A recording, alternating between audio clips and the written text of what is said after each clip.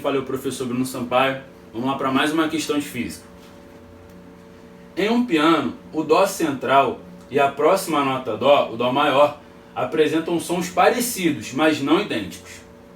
É possível utilizar programas computacionais para expressar o formato dessas ondas sonoras em cada uma das situações, como apresentado nas figuras em que estão indicados intervalos de tempo idênticos t.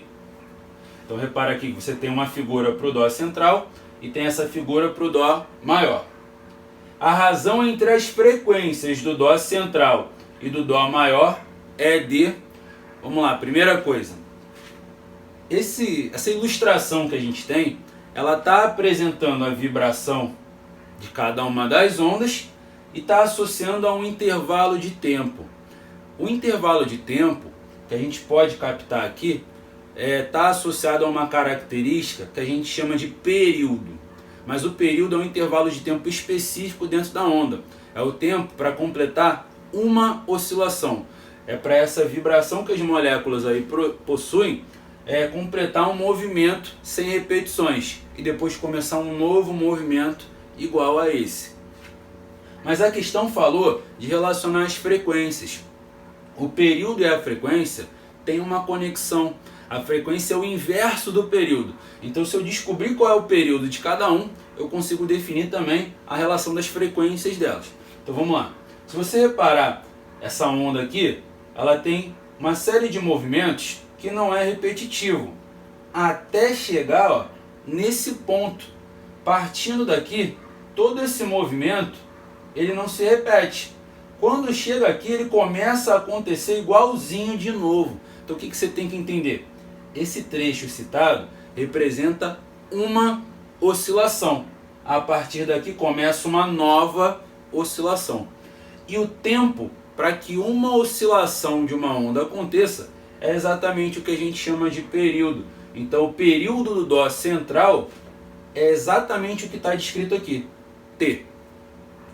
Só que o Dó maior tem formatos diferentes, mas a gente também consegue pegar um padrão. E o período está associado a uma oscilação, que é o intervalo em que as moléculas estão aí vibrando, né? Porém, não tem movimentos repetitivos. Quando ele começa a repetir um movimento que já aconteceu, é uma nova oscilação. Vamos partir daqui do ponto onde está marcando o período. Você tem esse movimento das moléculas que não se repetiu até aqui. Chegou aqui, ele começa a acontecer de novo. E vai de novo, e assim vai. Então nesse trecho aqui, que tem um intervalo de tempo t, não tem um período só, porque tem duas oscilações ali dentro. O período é o tempo para completar uma oscilação. Se dentro desse intervalo de tempo t tiveram duas oscilações, para completar uma só, é esse intervalo t dividido por 2. Então já identificamos o período de cada uma dessas ondas. Agora a gente tem que identificar a frequência, sendo que frequência é o inverso do período. Então basta eu inverter cada um ali.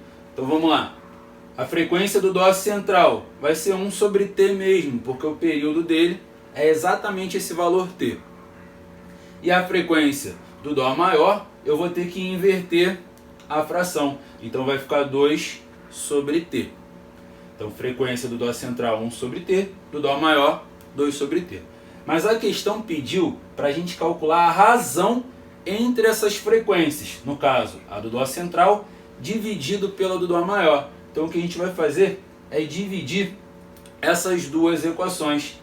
A do Dó central dividido pela do Dó maior vai ficar 1 sobre T dividido por 2 sobre T. É só colocar uma sobre a outra. E se você reparar, o T ele aparece no denominador dos dois, então tu pode simplificar. Se você simplifica isso, sobra o 1 em cima e o 2 embaixo. Então a gente acabou de descobrir que a razão entre as frequências do Dó central e do Dó maior é igual a 1 sobre 2. E esse gabarito aí está na letra A.